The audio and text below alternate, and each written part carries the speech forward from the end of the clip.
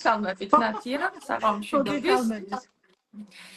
ჩვენი პირველი ჩართვა არის ერთობლივი, როგორც ტრადიციულად იცით მეგობრებო, ჩემთან ბლოგზე ყოველთვის გიზიარებთ იმას, რაც ჩემთვის არის საინტერესო და ჩემთვის არის პოზიტიური. სწორედ ასეთი არის ქაბოტო ნათიასთან ურთიერთობა. ისეთი საინტერესო საუბრებით თავდება ყოველ ჯერზე ჩვენი შეხვედრა, რომ ჩემგან წამოვიდა ის ჩვენი ლაივის იდეა, რომ ეს ყველაფერი მენანებად ჩემს მოსასმენად და მინდა რომ ბევრ ქალს მივცეთ ერთის მხრივ მოტივაცია, გავუზიაროთ ჩვენი გამოცდილება და ვისაც აინტერესებს უბრალოდ ვაჩვენოთ სიამაყით, რომ არსებობს საქართველოში ისეთი ულამაზესი ქმნილებები, ნაკეთობა თქვენ არ გიყვართ და სამკაული მართლა მასტერპისები, რომელიც აი არსაიდან ერთი ქალი ადგა დააარსა ბრენდი და შექმნა, ხო, ესე ვთქვათ. ვერ დაგითმეთ დრო რომ მოგვესალმოთ. საღამომშვიდობის. მოგესალმებით, მივესალმებით თქვენს მაყურებლებს და ჩვენს მაყურებლებს. ძალიან მწუხვარო ეს ტექნიკური ხარვეზის გამო ცოტა გვიან შემოგიერთდით, მაგრამ ცუკერბერგსაც მიუძღვის ამაში ხო ბრალი, მარტო ჩემი ბრალი არ არის. მიხარია რომ დღეს თქვენთან ერთად ვარ, ჩემთვის ეს მართალი გითხრათ, პირველი გამოცდილებაა საქართველოში ასეთი ტიპის ლაივ შოუში მონაწილეობის. იმედია იქნება საინტერესო და ტყუილად არ მოვაცდეთ ჩვენს მაყურებელს და მსმენელს. კი ბატონო, რამოდენიმე ძალიან საინტერესო კითხვა მაქვს ჩამოთვლილი, ჩვენ გავიგებთ ზოგადად. ბევრ ფიქრობ რომ საინტერესო თემაზე პასუხს, რა არის საერთოდ ეს მასტერპისი, რითი განსხვავდება ის ჩვეულებრივი ერთეულებისაგან. მე ვფიქრობდი კიდევაც აი ამ თემაზე, რომ რატომ გვაქვს ქალებს აი ეს რაღაცნაირი პატარობიდანვე სურვილი, რომ ჩამოვიცვათ რაღაც მეტალის ნივთები, გავიკეთოთ თითქოს ეს ჩვენს ქალურობაზე, ასეთ ბუნებაზე მეტყველებს ხო პატარობიდანვე. რატომ ვიქმნით ამ თითქოს რაღაცა ცივი ლითონის ნივთებით აი ამ ჩვენებურ ენერგიას, რატო აძლიერებს ეს ყველაფერი. ხო, ალბათ ძალიან საინტერესო იქნება, თუმცა რასაკვირველია, პირველ რიგში აუცილებლად მინდა რომ საუბარი დავიწყოთ ამ არაჩვეულებრივ კომპანიაზე, საიუველირო სახლზე, ხო სწორად ვამბობ აი ჩვენს ყვარილისის სტატუსს, ასე ვთქვათ, ხო, საერთოდ უკვე ჩვენთან როგორც ტანსაცმელთან დაკავშირებით გვყავს ძალიან ცნობილი დიზაინერები და ცნობილი დიზაინერული მოდის სახლები, ასევე არსებობს უკვე აიქონებად ქცეული საიუველირო წარმოებლები, ხო, რომლებიც ყველასათვის საყვარელია, ყველასათვის რაღაც გარკვეულ სტატუსს მატარებელია, ხო, მათი ტარება, ხო, ზოგიერთი მათგანი ერთიანდება რაღაცა სიყვარულის თემის ირგვლივ, ზოგი ქალურობის თემის ირგვლივ, ზოგის მთავარი თემა და მესიჯია ფუფუნება, რაღაცა სტატუსი. მაინტერესებს თქვენ შემთხვევაში, აი ბრენდი მარილისი, რაღაცა ამ თემის ირგვლივ თუ აღმოცენდა თავის დროზე, ან დღეს დავუშვათ რა ესეთი თემა აქვს, მესიჯი აქვს მომხმარებლისთვის, თუ შეიძლება ასე ითქვას. საერთოდ როგორც იტყვიან თავისი ვაშლის ხიდან შორს არ ვარდება, ეხლა ცოტა ისეთ თარგმანს გავაკეთებთ ჩვენთვის არასასურველი ქვეყნის ენიდან, მაგრამ რისი თქვა მინდა, იცით, სადაც ქვეყანა, იქაც მისი კომპანიები და მათი ისტორიები. როდესაც ჩვენ საუბრობთ დასავლურ ბრენდებზე, ძირითადად ევროპულ ბრენდზე მაქვს მე ლაპარაკი, იგივე ამერიკულ ბრენდებზე, ისინი იმეორებენ თავისი საზოგადოების, უბრალოდ აკმაყოფილებენ საზოგადოების მოთხოვნას, მისდევენ იმას თუ რა სითხოს ის საზოგადოება და რა ეტაპზეა ეს საზოგადოება ესთეტიკისა და ფუფუნების საკითხში. ასევე რა მდგომარეობა არის ქვეყანაში. სამწუხაროდ, ამას ჩვენ ვერ გავექცევით. ხელოვნება არ არის ცალკე მდგომი დარგი. ხელოვნება ყოველთვის ასახავდა მოყოლებული გამოქვაბულის პერიოდიდან დღემდე ის რაც იქმნება საზოგადოების მიერ და მე მიეკუთვნება ხელოვნების ნიმუშებს, ეს ყოველთვის გამოხატავს იმ ეპოქის სულს და იმ ეპოქის მდგომარეობას, რომელიც მე ამ საზოგადოებაში იშონება. დასავლური ბრენდები, რო არ გავაგრძელო სიტყვა, დასავლური ბრენდები გამომდინარე იქიდან, რომ არ დაგვავიწყდეს, ეს იყო მონარქიული ქვეყნები, სადაც სტატუსის ერთ-ერთი შემადგენელი ნაწილი იყო ძვირფასი სამკაული. ამ სამკაულს თავისი ენა აქვს, რა თქმა უნდა, და თავისი მოხმარების კულტურა. ყველას არ შეეძლო გვირგვინი გაეკეთებინა მაშინ, როდესაც მოუნდებოდა ან მოისურვებდა. ტიარას თავისი ადგილი ჰქონდა, გვირგვინს თავისი, დიადემას თავისი, სამკლაურს თავისი და ასე შემდეგ. აქედან გამომდინარე, მე მხოლოდ იმის თქმას ვცდილობ, რომ შემთხვევით არ არის აღმოცენებული ის ესთეტიკა, რაც ჰქონდა აქვს ვანკლიფს. უბრალოდ ჰქონდა, იმიტომ რომ დღეს ვანკლიფი და ვანკლიფი 150 და 100 წლის წინ სხვადასხვა აბსოლუტურად სხვადასხვა სამკაულ და კოლექციებია. იგივე კარწია, იგივე მელორიდი, მელე, შამე და ასე შემდეგ. აბსოლუტურად სულ ყველა ცნობილი ფრანგული ბრენდებზე, როცა ვსაუბრობთ.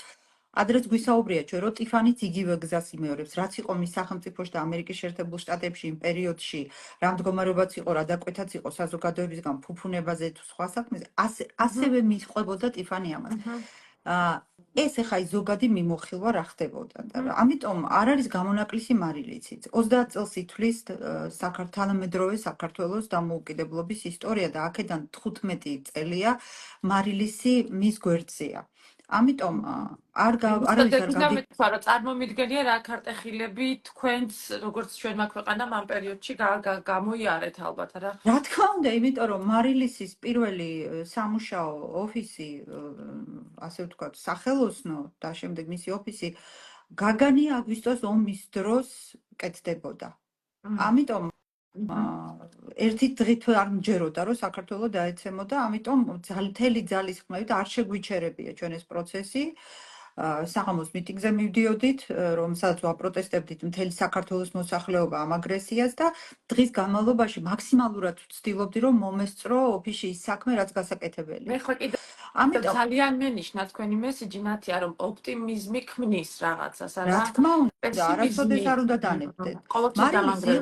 მარილის იყო პროტესტის გამო შექმნილი კომპანია. შინაგანი პროტესტის. მე ემიგრაცია გამოვლილი ქართველი ვარ. რომელმაც ყველაფერი გავიარე, ყველა ის მორალური წნეხი გავიარე, რაც შეიძლება ემიგრანტმა გაიაროს. მიუხედავად იმისა, რომ ჩემი ემიგრაცია საბედნიეროდ ეს არ იყო ეკონომიკური შეჭირვების გამო გაკეთებული ემიგრაცია. მე მქონდა ჩემი შინაგანი პროტესტი იმისა, რაც ამ ქვეყანაში ხდებოდა თავის დროზე. ამიტომ წავედი აქედან და წარმოიდგინეთ, ვსწავლობდი ჩემ საქმეს, მე ყოველთვის მიყვარდა საიუველირო ხელოვნება და როცა გადავწყვიტე მისი აკადემიური შესწავლა, მე უკვე ერთი აკადემიური ცოდნა მიღებული მქონდა სამედიცინო დარგში. ეს იყო ჩემთვის ეს მინდოდა მეკითხა თქვენთვის სხვათა შორის, რომ ანუ ეს ხომ არ არის ჩვენ ძალიან მიხარია, რომ ყავს ძალიან ბევრი ქალბატონი თანამედროვე საზოგადოებაში, ვისაც უკვე თავისი წამოწყება აქვს, თავისი ბიზნესი აქვს, თავისი ასე ვთქვათ ანტრეპრენერი ქალი ბრძანდება, მაგრამ ეს ხომ არ არის ისეთი ბიზნესი, მე ვიყიდე, წავედი იქ რამდენიმე კაბა ჩამოვიტანე, აქ გავყიდე, საიუველირო კომპანიის დაარსება, ამ წარმოების შექმნა მე ვერ წარმომიდგენია როგორი სითამამის თან ასოცირდება, ასე ვთქვათ, როგორ ძალისხმევასთან ასოცირდება, რომ გააკეთო, ჩაიფიქრო ჯერ ასეთი თამამი რაღაც, ხო? და მე გააკეთო და გამოგივიდეს, არ ვიცი. ყველაფერი ერთმანეთს მიყვა. აი, წარმოიდგინეთ, შუა გაგანიას სწავლის პერიოდში მე 4 წელი ვისწავლე აკადემიურ კერაში. საიუველირო ხელოვნება, დიზაინი, გემოლოგია და ასე შემდეგ. ყველა ის სპეციალურად. ბოდიში, აი სამედიცინოდან როგორ აღმოჩნდით აი ეს ეს არ ვერ მაკავშირებ ჯერჯერობით. მე სამედიცინო ინსტიტუტში რატომ წავედი, როგორ წავედი, ეს ცალკე თემაა, ეხლა ეს არ მგონია საინტერესო იყოს, მაგრამ უბრალოდ ასე მოხდა, ჩემ ოჯახში ყველა იყო ამ სფეროსთან შეხებაში და ჩვენ ვისაუბრეთ ერთ ვიდეოში, რომ ესეთი მოლოდინი იყო თქვენს მიმართ.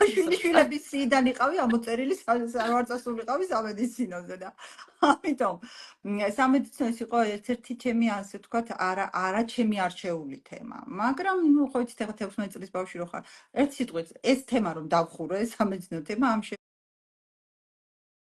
ამის შემდეგ აი ერთიანად დაიქცა ყველაფერი, თუ რამე დასაქცევი იყო. ეს 9 აპრილი, ეს საშინელი წლები და ასე შემდეგ და მე უბრალოდ კერძო სექტორში, ანუ ბიზნესს მოვკიდე ხელი, რომელიც საერთოდ არანაირ კავშირში არ იყო არც სამედიცინო სფეროსთან და მით უმეტეს არც საიუველირო თემასთან. მე მქონდა ჩემი სხვა აბსოლუტურად სხვა სფეროში ბიზნესი, იმიტომ რომ აუცილებელი იყო რომ გადავრჩენილიყავით. მხოლოდ ამის შემდეგ ჩემს პირად ცხოვრებაში გარკვეული პერიპეტიების შემდეგ ასე ინება უფალმა და მოვხვდი მოკლედ ევროპაში, გადავედი იქ საცხოვრებლად, ჩემივე სურვილით იყო შანსი და მე გამოვიყენე შანსი, უბრალოდ აღარ შემეძლო იმის ყურება, რაც ამ ქვეყანაში ხდებოდა, როგორც გითხარით და იქ რო ჩავედი, მომეცა საშუალება ის მეკეთებინა, რაც ძალიან მიყვარდა ყოველთვის. მიყვარდა სამკაული და ხელოვნება ყოველთვის. ჩემთვის ეს იყო განუყოფელი, ჩემი ცხოვრების განუყოფელი ნაწილი. მუსიკა, სამკაულის ხელოვნება, ზოგადად სახვითი ხელოვნება და ისტორია იყო ჩემთვის აი ისეთივე პური და წყალი და ჰაერი, როგორც ჩვენ ფიზიკური ეს ჰაერი გჭირდება სუნთქვისთვის. და როდესაც ვსწავლობდი აი ამ პერიოდში, წარმოიდგინეთ, გადიხართ საერთაშორისო გამოფენებზე, თუნდაც ვიზიტორის ამპლუაში, ხო? მიდიხართ იქ ეკითხებით, აი ეს მომწონს უზარმაზარ გამოფენებზეა ლაპარაკი, ყველაზე ნობლ გამოფენებზე. ჩავდივარ, რომ ნახო რა არის ტრენდი, ხო? იმიტომ რომ მე რომ მესამე კურსის სტუდენტი ვარ და ვსწავლობ რაღაცას აკადემიურს, მაინტერესებს ამის შედეგი რა არის, ხო? ამ სოფლიოში სად მივიდა ეს ხელოვნება, რომელიც შემდგომ ბიზნესად იქცა. და იქ რო ჩადიხარ და მე კი მეწერა ზეთ ჩეკ რეპაბლიკ, ანუ საიდანაც ჩასული ვიყავი, მაგრამ ჩემი ჰაბიტუსი არანაირად არ იყო ჩეხური. შესაბამისად, როცა კითხვას მისვევდნენ, where are you from? ხო? და მე ვეუბნები from Georgia და დაბნეული ეს გეუბნებით წლები არის 98, 99, 2000-იანი წლები. გიყურებენ და yes, from USA, ანუ ამერიკის შეერთებული შტატები, ან ყველაზე უფრო განვითარებულმა იცოდა, რომ ეს იყო საბჭოთა კავშირი. From Russia. ნუ ეს იწვევდა ჩემში აუტანელი პროტესტის შეგრძნებას და როგორც კი ისე დაალაგდა ვარსკვლავები ჩემს ბედზე და ჩემს ანუ ცხოვრებაში, რომ მე შევძელი საქართველოში დაბრუნება, პირველი რაც მე ვთქვი, რომ აუცილებლად გავაკეთებდი, რაც მე ვიცოდი საიუველირო ხელოვნების მეშვეობით, ძალიან მინდოდა გამეკეთებინა ისეთი რამ, რითაც მე მსოფლიოს ყოველგვარი დავის გარეშე, ვისთანაც შეხება მექნებოდა, მენახებინა რა შეგვიძლია ქართველებს.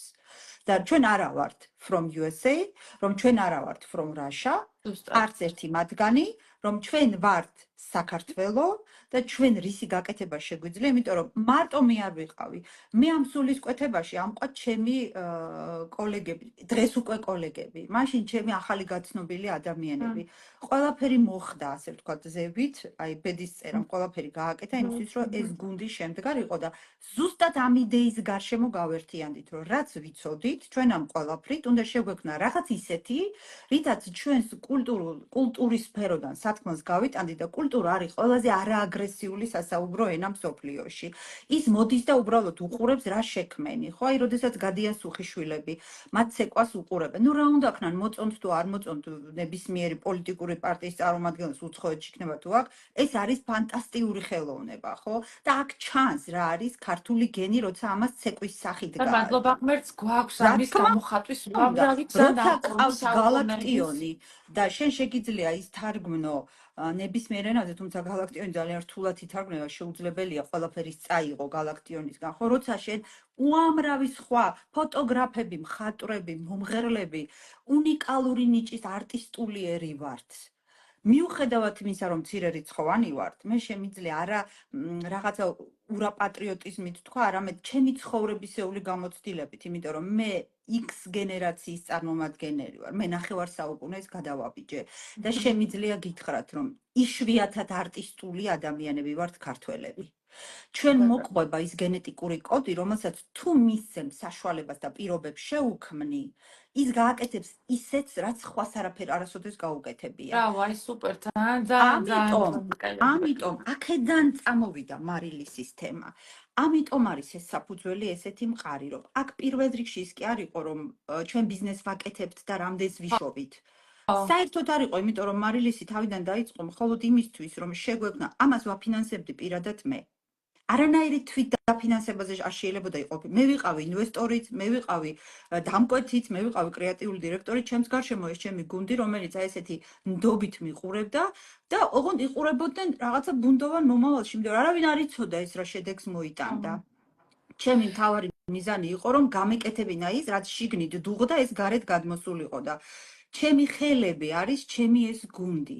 მე სამწუხაროდ საიუველირო მაგიდასთან წლებია აღარ ვზივარ, იმიტომ რომ ამისი აღარც დრო რჩება და მე ახლოსაც ვერ დავდგები ჩემი როგორც იუველირის უნარებით უკვე იმდენი ხანია მე მაგიდასთან აღარ მჯდარვარ ჩემის კოლეგების გვერდზე, იმიტომ რომ მათ აქვთ უნიკალური კვალიფიკაცია და შესაბამისად, ოღონდ ის რაც იხარშება ჩემს გონებაში, ჩემს აი წარმოსახვაში, რაც აუცილებელია, რის გარეშეც ვერ ვისუნთქებ, ამას ასრულებს ეს გუნდი, ჩვენ ყველა ერთად საოცარი. ვაკეთებთ. საოცარია, ნაცი, აი ბრავო, ანუ ენას ვეღარ ვიღებ, ანუ მართლა ისეთი შთამბეჭდავი არის ხა ეს ისტორია, რაც თქვენ მოყევით, რომ აი არ ვიცი, ესე იგი თქვენი შინაგანი ეს ესთეტიკა და შინაგანი დაგროვილი, ასე ვთქვათ, სათქმელი, აი ამ ჭრილში ამოხეთქეთ იმ მიმართულებით, რაც ყველაზე ძალიან გიყვარდათ, შეიძლება ითქვას და თან რაც აღმოჩნდა, რომ იყო მეტნაკლებად ჩვენი ქვეყნიდან ხელოვნების დარგში მწირად წარმოჩენილი, ხო შეიძლება ასე ითქვას, ხო? ფაქტიურად თქვენ ხართ პირველი ამ კატეგორიის საიუველირო ხაზი, ბრენდი, აი აქ წარმოებელი. უკვე აი რასაც ახლა თქვენ შევხეთ, ესე იგი ეს არის უკვე ის ტრანსფორმაციის მომენტი, როდესაც შენი სურვილები, შენი ეს მენტალური მდგომარეობა, ესთეტიკა, ეს ყველაფერი თავს იყრის უკვე პროდუქტში და მე უკვე უნდა უცხოურ სიტყვას ვიხმარ ბარბარიზმი. უნდა დაამენეჯერო, უნდა თავი მოუყარო ამ პროცესებს, რაღაცნაირად დააორგანიზო და აქციო უკვე ეს ხელოვნება ბიზნესად, იმიტომ რომ დღეს თქვენი ხმა აღარ მესმის მია. თქვენ დაბრუნდით, ნათია ისმის ახლა.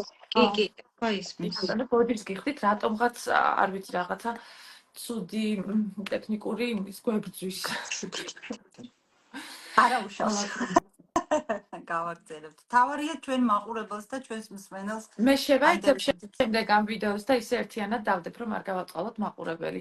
ძალიან დიდი მადლობა, რომ ისევ ჩვენთან ხართ და აი ჩემთვის იყო ეს ძალიან ესეთი ახლოს მოსული გულთან და სულთან ეს მესეჯი, რაც თქვენი ბრენდის შენების ირგვლივ, აი თავარი დედააზრი გაგვიჟღერეთ, ხო?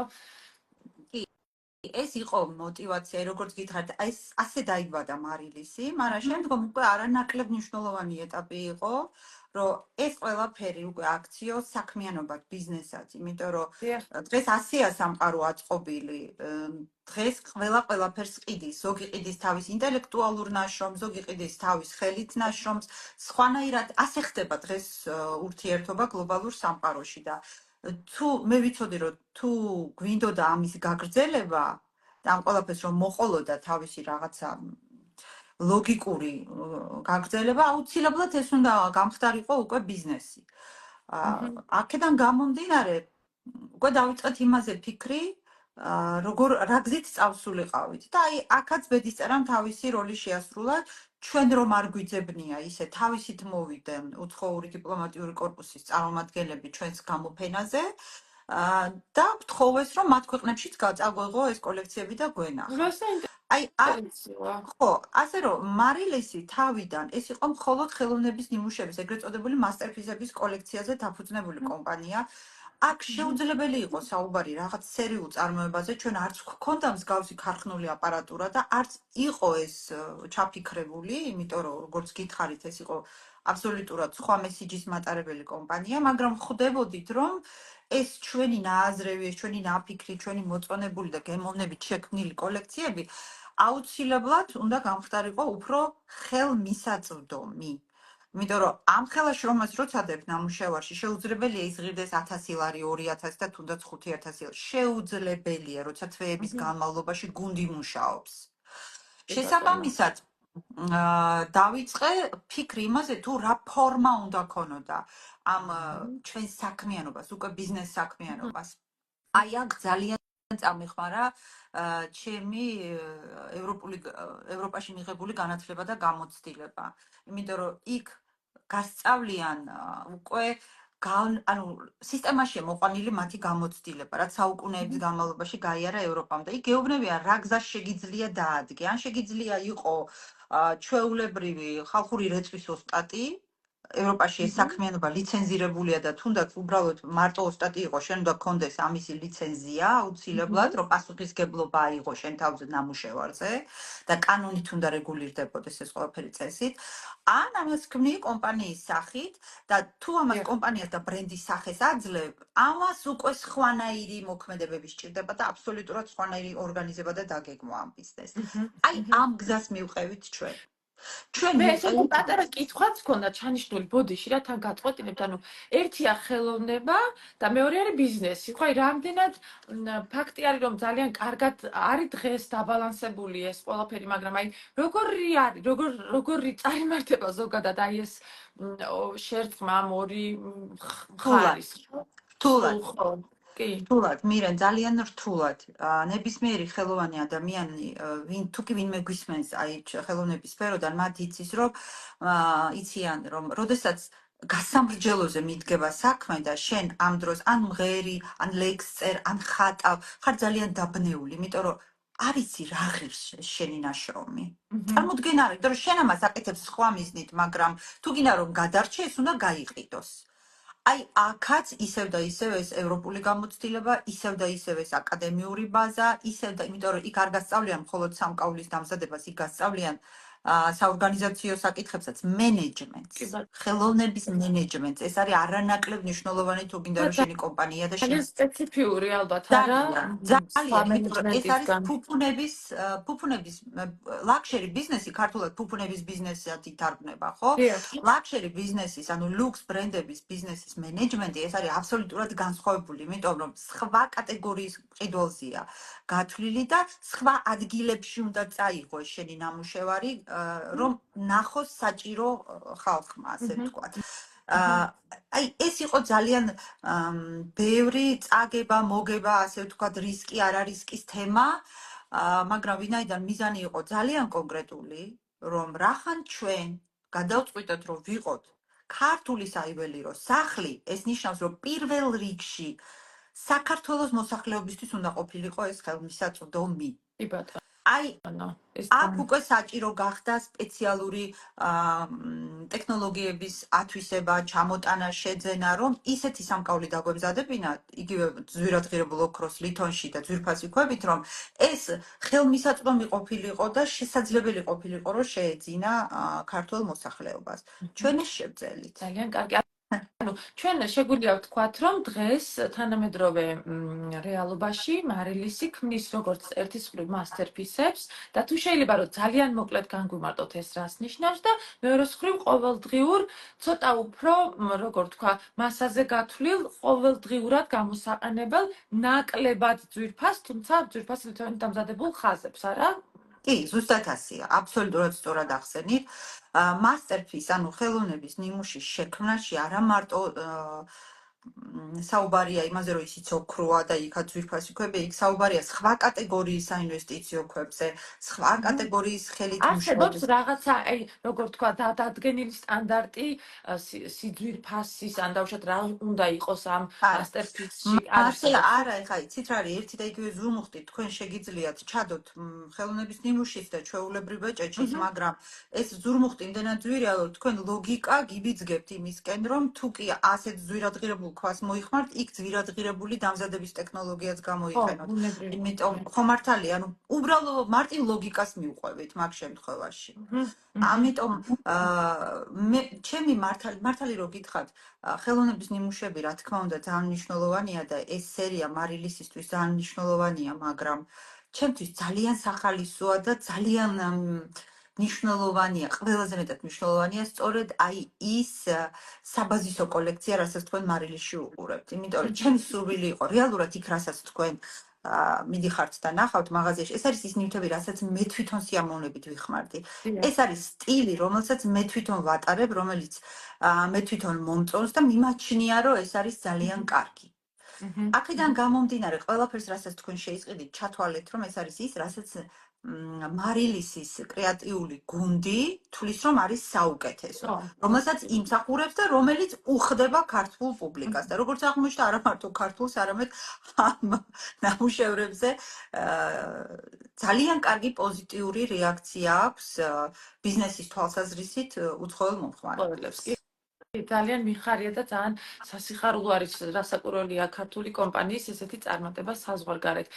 ნათია, რაღაც ესეთი კითხვა მომივიდა, თუ არსებობს, აი როგორც მე ჩემს ტანსაცმელთან დაკავშირებით შევიმუშავეთ, ესე ვთქვათ, არსებობს, ახლა მე კი არ შევიმუშავე ესეთი ბაზა გარდერობის ცნება და გაგება, თუ არსებობს საიუველერო ერთეულებში რაღაცა ბაზა must-have ერთეულები ან თუ გამოყოფდით დავუშვათ რასაკვირველია ძალიან ძვირფასი სამკაული დღე ალბათ არ შეიძლება ხო რომ ვატაროთ აი საიუველირო გარდერობი თუ არსებობს ესეთი გაგება და რას გულისხმობს? პირველ რიგში მინდა გითხრათ ერთი რამ, ჩემი გულწრფელი პატივისცემა თქვენ იმის გამო, რასაც თქვენ აკეთებთ. ძალიან დიდი მადლობა. ნამდვილად, ეს ყოველგვარი ესეთი რაღაცა ზედმეტი პრანჭის გარეშე შეიძლება გითხრათ, რომ გულწრფელად, იმიტომ რომ ყველა ქალი გადის იმ ეტაპს, როდესაც მას სჭირდება გვერდში დგომა, იმისთვის რომ მისი ეს გარდერობი ისეთი იყოს, რომ მისი ყველა კარგი თვისება, გარეგნობის ყველა კარგი ნიშანი საუკეთესოდ იყოს წარმოჩენილი და თუ რამე ნაკლი გააჩნია, რაზეც მე ყოველთვის ვამბობ, რომ ქალს ნაკლი არ აქვს. ქალს ნაკლი არ აქვს. თulis ასე, როგორც წესი ასე ხოლმე. თუ შენ ქალთან ურთიერთობა გინდა მიაქციე ყურადღება იმას, რაც მასში საუკეთესოა. всё, დავამთავრეთ საქმე. ასეთი მიდგომა მაქვს. რაც შეეხება შედარებას მოდის სამყაროს must-have, ანუ საბაზისო გარდერობთან და მარილისის კი არა და საიუველერო ხელოვნებაში და საიუველერო გარდერობი, ასე ვთქვი, საიუველერო კოლექცია რა შეიძლება. მინდა გითხრათ, რომ აქ ცოტა უფრო ინდივიდუალურია ეს ყველაფერი, იმიტომ რომ სამკაული რომ მოიხდინოთ, ისე როგორც მოდაში, ძალიან მნიშვნელოვანია თქვენი ანატომია. ანუ საყურისთვის კისრის ოვალი, კისრის სიგრძე, ბიბილო, ყურის ანატომია და ასე შემდეგ. ბეჭდისთვის თითის ფალანგების პროპორციები, მტევანთან, თვითონ თითის წვრილ ფალანგებს და ასე შემდეგ. ყელი, გულჭრაი, ამას წინ ქონდა თქვენ ძალიან კარგი ვიდეო გულჭრასთან მიმართებაში. ამას ყველაფერს თუ გავაერთიანებთ, აი მაგას როცა ყველაფერს გაითვალისწინებს ქალბატონი, ამასთან ერთად შემიძლია უბრალოდ დავამატო, რომ არსებობს რა თქმა უნდა რამოდენიმე ლიფტი, რომელიც სასურველია რომ გქონდეს ქალბატონს. პირველ რიგში ეს არის კლასიკური მარგალიტის მძივი, რომელიც აბსოლუტურად რომელიც თითქმის ყველა სიტუაციაში თავის ადგილზეა. ძალიან იშვიათი შეიძლება იყოს ეს სიტუაციები, სადაც მარგალიტის მძივი გეზედმეტოთ. ეს მარგალიტიც იმდენაირია, რომ შეგიძლიათ დღის ატარებელი მარგალიტიც იყოს, საღამოს განსაკუთრებული მარგალიტიც და ასე შემდეგ და ასე შემდეგ. მერე არსებობს ლითონის, ანუ ოქროს, ძვირფასი ლითონის, ოქროს, თეთრი ოქროს, ან ვერცხლის, მხოლოდ ლითონში შესრულებული ნაკეთობები, რომელიც შეგიძლიათ საყოველთაოდ გაიკეთოთ, გინდათ ყურზე, გინდა ხელზე, ეს საბაზისოს რაც შეეხება. როცა უკვე ფინანსებით საშუალებას გვაძლევს, მაშინ აუცილებლად ერთი სოლოს ბეჭედი ძვირფასი ქვით უნდა გქონდეთ, ზურმუხტით ან ბრილიანტით და ასე შემდეგ. და აუცილებელია, რასაც ადრე მე ყოველ შემთხვევაში ასე მგონია, რომ ქალბატონს აუცილებლად უნდა გქონდეს ერთი საღამოს სამკაული ბეჭედი, ბეჭედი მაინც, რომელსაც ის განსაკუთრებული წვეულებების დროს გაიკეთებს და ეს შეიძლება იყოს კარმაზირუნგის ტიპის ჩვენ ადრე ამას ბახჩა ბეჭდებს ვეძახდით და ყველას კისერში ეს პრინციპალ პირველად გავიგე, როგორ ქვია გერმანული ტერმინი კარმაზირუნგი, რომელთაც რეალურად ევროპაში მოიხსენიება აი ცენტრალური ქვის გარშემო კიდე ბრილიანტებით შემკული ბეჭდის თავი. მეტი ისეთი განსაკუთრებული არაფერი, უბრალოდ მე პროფესიონალური ტერმინი ვიხმარებ ეთი არაფერი. ხო, ხა რაც შეეხება დანარჩენ სამკაულს, ეს უკვე თქვენზე და თქვენ შესაძლებლობებზეა დამოკიდებული. მე მაინც ვფიქრობ, რომ ეს არის გემოვნების საკითხი. ასევე იმ გარემოს საკითხი, სადაც თქვენ მოძრაობთ. ზუსტად.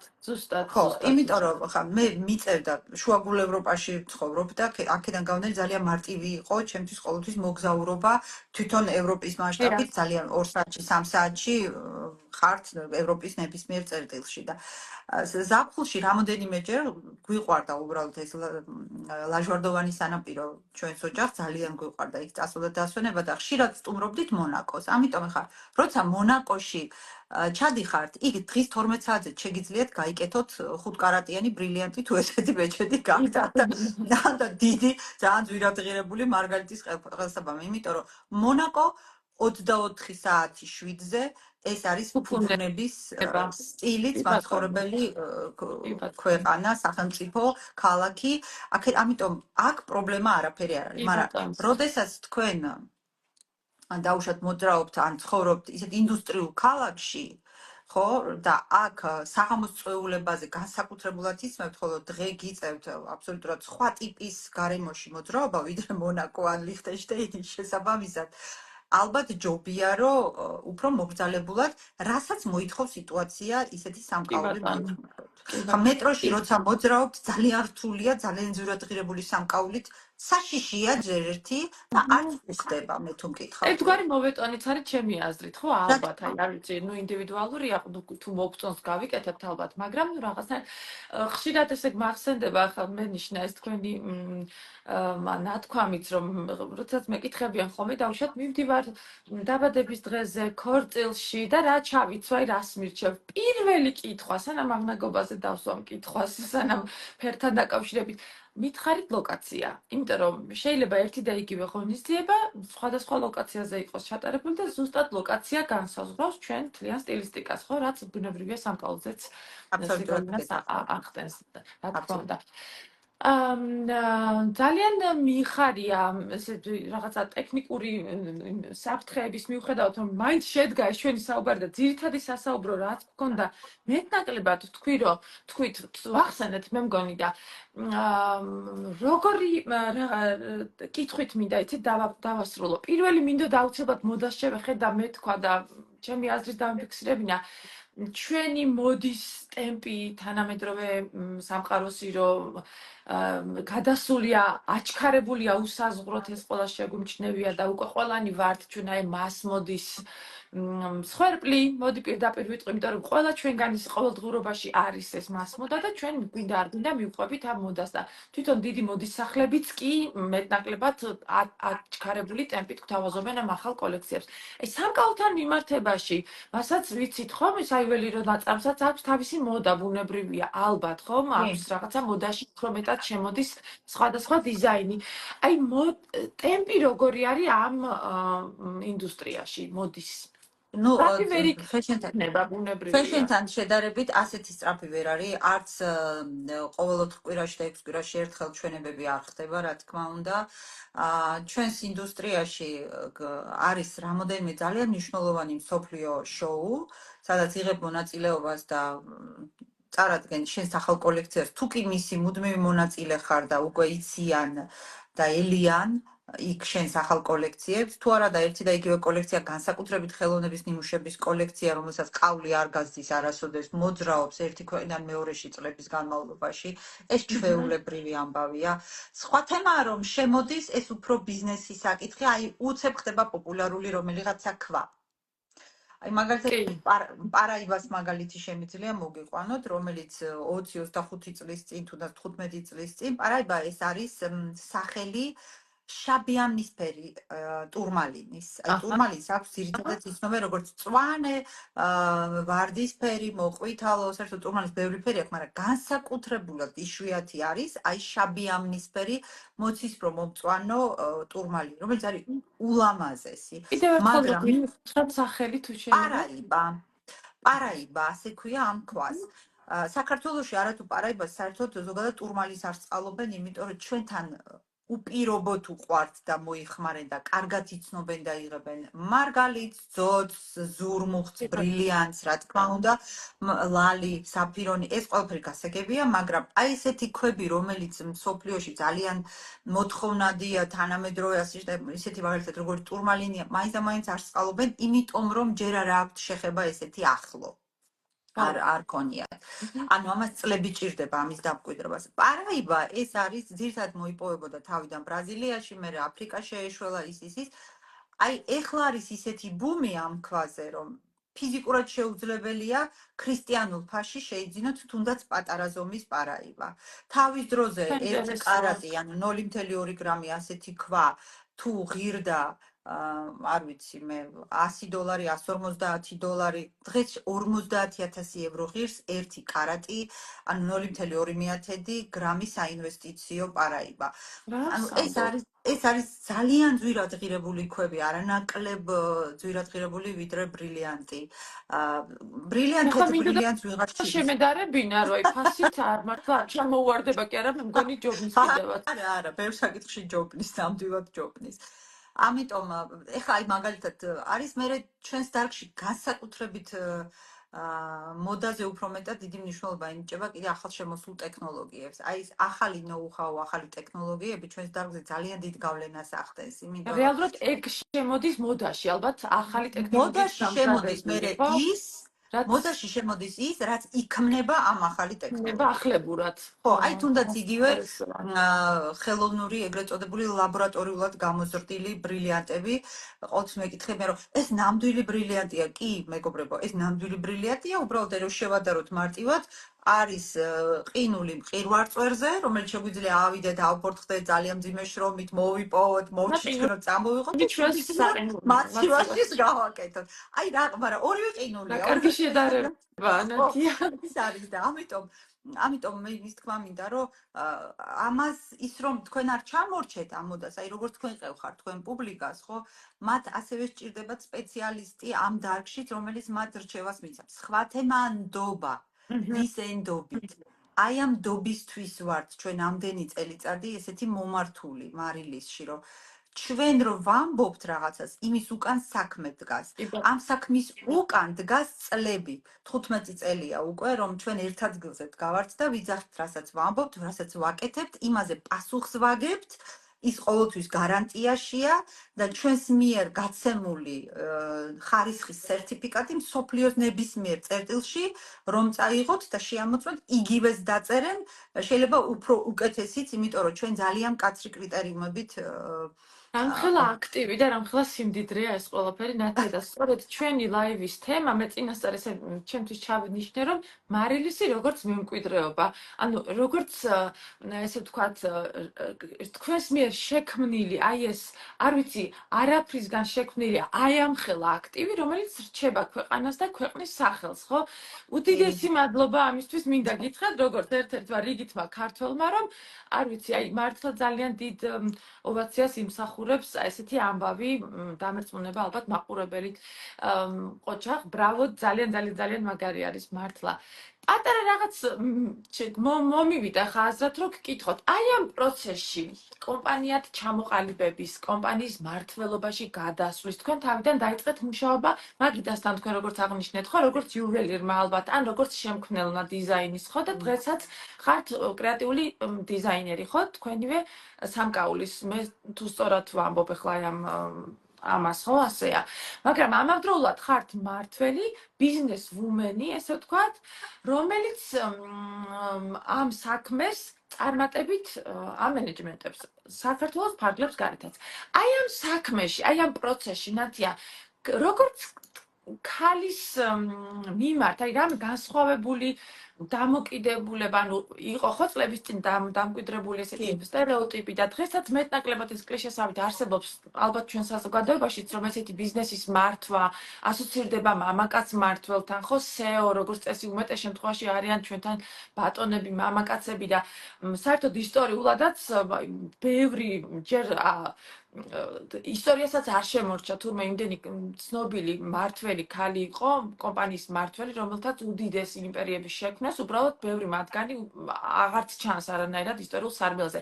აი თქვენი გადმოსახედიდან, თქვენს გზას რომ გადავლოთ თვალი, თუ შეგიძლიათ თქვათ, რომ ამ მხრივ, აი ამ გენდერულმა ნაწილმა რაღაცაში ხელი შეგიშალათ, ან პირიქით ხელი შეგიწყოთ, აი თუ არ გიგრძნიათ ასეთი რამ? მე ეს ალბათ კიდევ სხვა ცალკე თემაა. ძალიან დიდი თემა. არ მინდა რომ ჩვენი ლაივი დამღლელი იყოს ჩვენი მაყურებლისთვის. არ ვიცი, მათ შეიძლება გაუჩნდათ რამე კითხვები, მე ვერ ხედავ, ვერ ვასწრებ უბრალოდ ამის წაკითხვას. კითხვები თუ გქონდათ, მაგრამ რაც შეეხება ქალის მდგომარეობა და ქალის გზა ბიზნესში არ არის მარტივი. არ არის მარტივი. დამჩაგრესო ვერ გეტყვით, იმიტომ რომ ჩემი ხასიათიდან გამომდინარე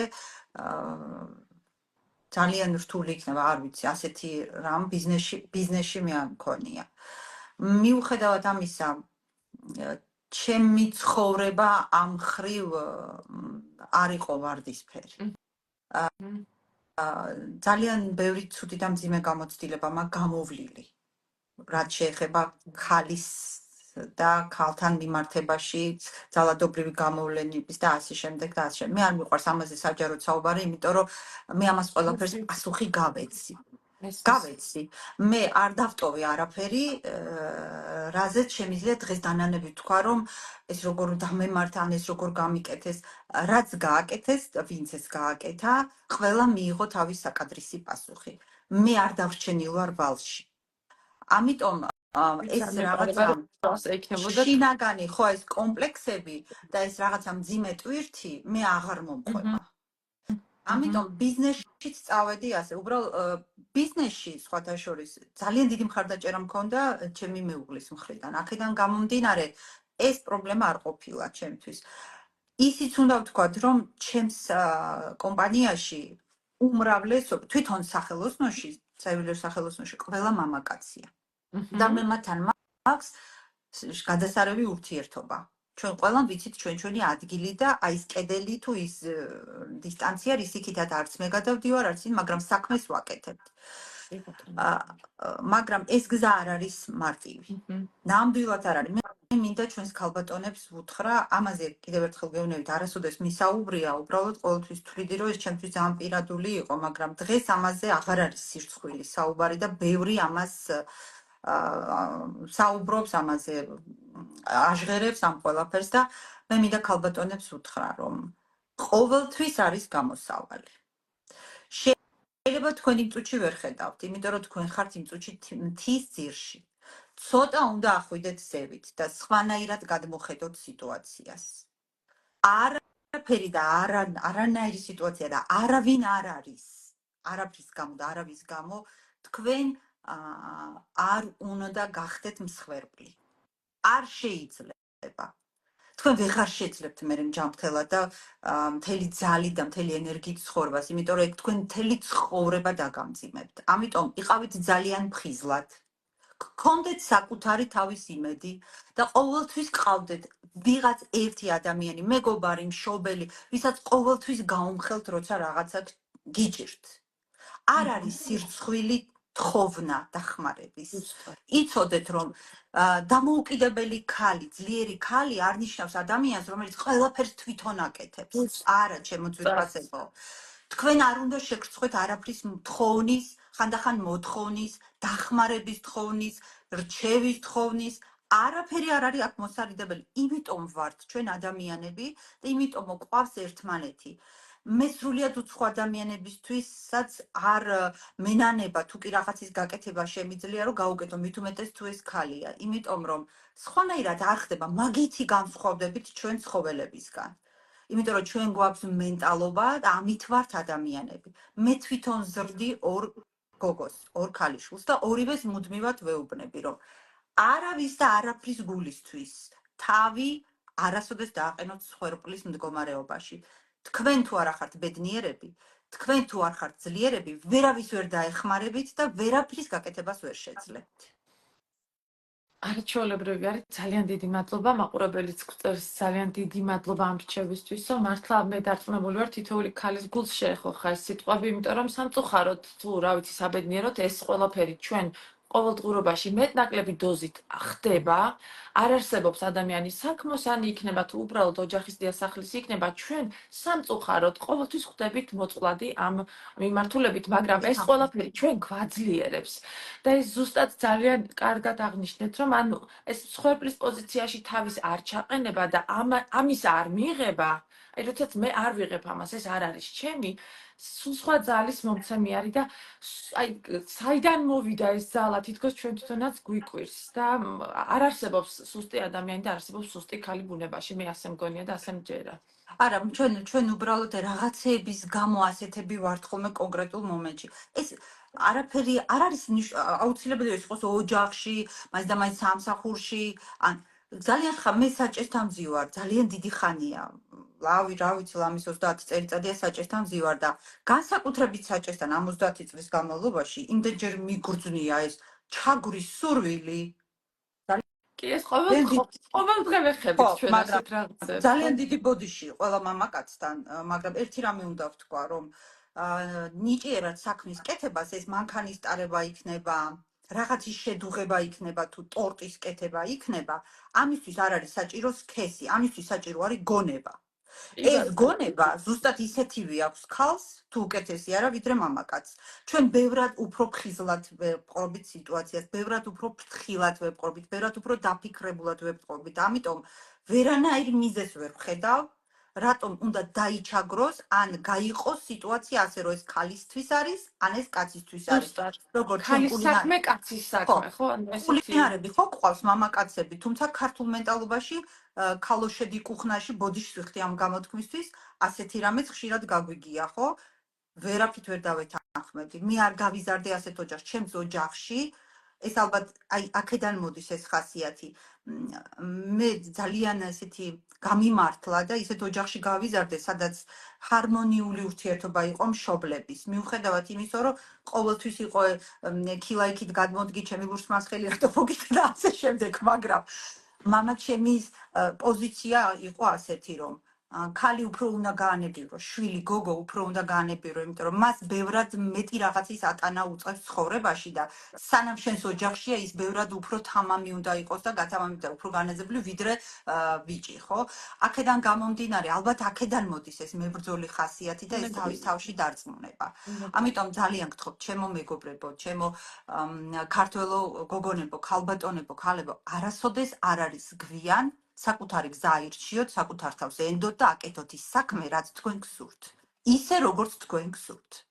სუპერ. აი რაღა დავამატო, ისეთი სიტყვებია, რომ ყველამ ალბათ სათავისოდ გულში ჩავიხედოთ უნდა და მივიღოთ უნდა სრულად გავითავისოთ უნდა თითოეული სიტყვა არაჩვეულებრივ ნოტაზე გამოგვივიდა დასრულება ჩვენი ლაივის. უდიდესი მადლობა ნათი ამ არაჩვეულებრივი საუბრისთვის, არაჩვეულებრივი საღამო გამოგვივიდა ვფიქრობ.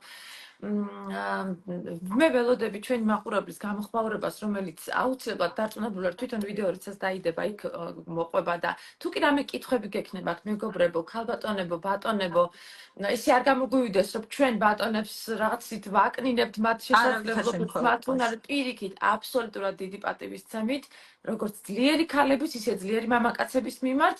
თუ რამე კითხვა გექნებათ, რამე სურვილები გექნებათ, აუცილებლად გაგვიზიარეთ, ჩვენ და ქალბატონი ნათიაც დარწმუნებული ვარ, სიხარულით გიპასუხებთ მარილისის სახელით. ნებისმიერ ბედნიერად, ბედნიერ საღამოს გისურვებთ.